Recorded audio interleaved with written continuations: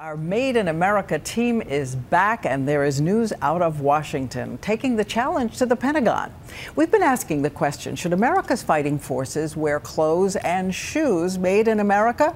Well, ABC's anchor David Muir tonight with a big decision coming, and the U.S. workers who say, let us do it. David. That's right, Diane. As you know, we've heard this question from the very start from our viewers. Do American workers make those American uniforms? A 1941 law requires it, but tonight the loophole and the one item workers are hoping will soon be made in America.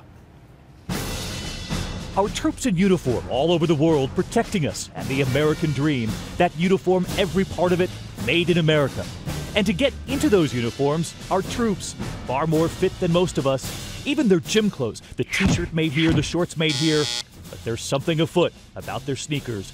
The only part made overseas. Many tonight wondering, why is the federal government spending millions in taxpayer dollars on sneakers made someplace else? Could we find sneakers made here? Didn't take long. So this is the sneaker lab. New Balance among the companies making sneakers in America. But if it says made in the USA, that means all 100%. Watch here as she puts the sneaker into a steam machine. So the shoe's actually loosening up there. Yeah, it's soft again. Right. So now ready for somebody's foot. All it needs now is the sole, which comes next. So if we could find them, what about Washington? We called the Pentagon, and tonight they tell us the Department of Defense has heard from several U.S. shoe manufacturers saying they could produce a 100% American-made shoe. The Pentagon adding, we're evaluating their proposals. And on Capitol Hill, some lawmakers on both sides of the aisle now saying it's a no-brainer. We found Senator Susan Collins today among those pushing the Pentagon. She told me about the labels on the sneakers right now. They're made in Vietnam, in China, all over the world. She points out a 1941 law requires every part of the uniform be made in America, but that there's a loophole when it comes to sneakers. She also pointed out she's watched our Made in America series because back home, I have heard the conversation change in America. Fueled, she says, by the very workers in her home state.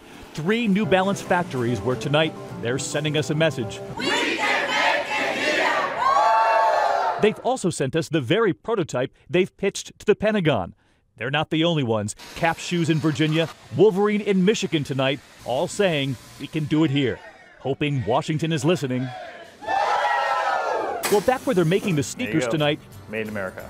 That ultraviolet pen, invisible ink, marking where the sole is glued to the sneaker. The customer never sees those markings, but we left a message anyway. So the customer will never know that I wrote this. Someone, somewhere, soon wearing sneakers with those 3 words, made in America. You make them for customers. Yes.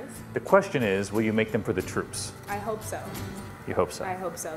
A lot of people hoping so tonight. It's certainly not the troops who decide. Their families have been sending us great videos jumping in since we started Made in America. Tonight, this is up to the Pentagon. And a spokesman telling us in the last 24 hours they like what they're seeing with those proposals on their desk, Diane. In fact, tonight, New Balance telling us they'd be able to hire at least 200 new workers if they get the go. That's one company, and we will be watching their decision. Thank you, David.